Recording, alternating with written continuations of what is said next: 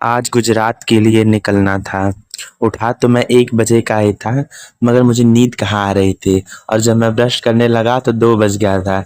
ये मेरा laser bag जो पूरी तरह कपड़ों और सामान से भरा था, मेरे साथ जाने के लिए तैयार था।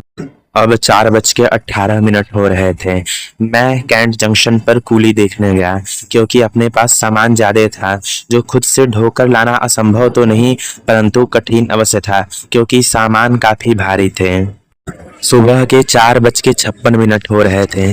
कूली न मिलने की वजह से ये सारा सामान मैंने और पापा ने सर से ढो के लाकर प्लेटफॉर्म पे रखा। जहां हम लोग अपना ये भारी सामान लेकर खड़े थे, वहां से जिस डिब्बे में बैठना था वो डिब्बा काफी दूर था। हम लोगों ने सारा सामान फिर सर पे उठा के ढोते हुए ट्रेन में रखा और आकर ट्रेन में बैठ के राहत की सांस ली। इस कड़ाके की सर्दी में भी इतना पसीना आया कि हमने अपना जैकेट और टोपी सब निकाल कर फेंक दिया। अंततः हम लोग बोगी में पहुंच गए। अब जाके राहत की सांस आई, क्योंकि जिस ट्रेन से जाना था अंततः उसके डिब्बे में हम लोग बैठ गए। सुबह के 11:19 हो रहे थे। चूंकि मैं रात भर सो नहीं पाया था, अतः सुबह ट्रेन में बैठने के बाद मैं सो गया। परंतु जब जगा तो एक सुनहरी धूप मेरे चेहरे पे आ रही थी और बाहर का दृश्य कुछ यूं था, एकदम मनोरम। संभवतः हम लोग प्रयागराज छिवकी जंक्शन से आगे बढ़े थे, क्योंकि उससे पहले घना कोहरा और कड़ाके की सर्दी थी। प्रयागराज से आगे बढ़ने के बाद ही धूप के दर्शन हुए। सुबह के 11:30 हो रहे थे और हम लोग शंकरगढ़ पहुंच चुके थे। यह स्थान बनारस से 173 किलोमीटर दूर था। यहाँ की चमकती धूप और प्राकृतिक परिदृश्य मन को एकदम मोहित कर लेने वाला था। यह बनारस जैसा तो नहीं, परंतु बनारस से अलग भी नहीं लग रहा था। यह काफी शांत परिवेश था और बाहर दूर दिखते हरे पेड़, लगभग ग्रामीण परिदृश्य मन में एक अलग ही प्रभाव उत्पन्न कर रहे थे। ऐसा लग रहा था मानो कभी दूर का इनसे परिचय रहा हो।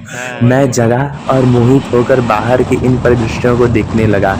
रफ्तार में दौड़ती अपनी ट्रेन और गुजरात पहुंचने की एक आस मन में एक अलग ही उत्साह जगा रही थी। अब शाम के 4:23 हो रहे थे। हम कटनी और सतना जंक्शन पार करते हुए मध्य प्रदेश के जबलपुर जंक्शन पे पहुंचे। यह जंक्शन भी काफ़ी प्यारा था और यात्रा की तरह यह जंक्शन भी काफ़ी यादगार रहेगा। अब रात के 7:40 हो रहे थे। जबलपुर के बाद हम लोग इटारसी जंक्शन पर आकर रुके, जो कि बनारस से 739 किलोमीटर दूर था। रात का समय था। खाना खाने के बाद मैं इस जंक्शन पर पानी लेने के लिए उतरा। जंक्शन काफ़ी शांत एवं सुंदर था। मतलब मैं क्या ही बोलूं, जिस प्लेटफॉर्म पे ट्रेन रुकी थी उस प्लेटफॉर्म पे काफ़ी चहलकदमी थी। लोगों का उतरना, आना जाना, ये वेंडरों का सब सामान बेचना। और जिस प्लेटफॉर्म पे कोई ट्रेन नहीं रुकी थी वो बिल्कुल एकदम शांत और उदास लग रहा था, मानो वो किसी के इंतजार में हो। अब रात के 12:19 हो रहे थे। बोगी में सभी लोग सो चुके थे, बस अकेले मुझे ही नींद नहीं आ रही थी। न जाने क्यों मैं एकदम शांति से सबको आराम करते हुए देख रहा था। पता नहीं मैं आराम करना चाह नहीं रहा था या फिर यात्रा के इस अवधि में मेरा आराम करना लिखा ही नहीं था।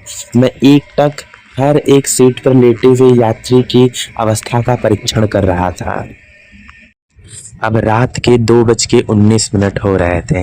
रात में जगने का एक अलग ही आनंद है, जिसे मैं आज महसूस कर पा रहा था। उसे किसी अगले वीडियो में बताऊंगा। अब सुबह के 4:16 हो रहे थे। मैं उठा और अपनी जैकेट पहन ली, क्योंकि अब अपनी यात्रा पूरी होने वाली थी।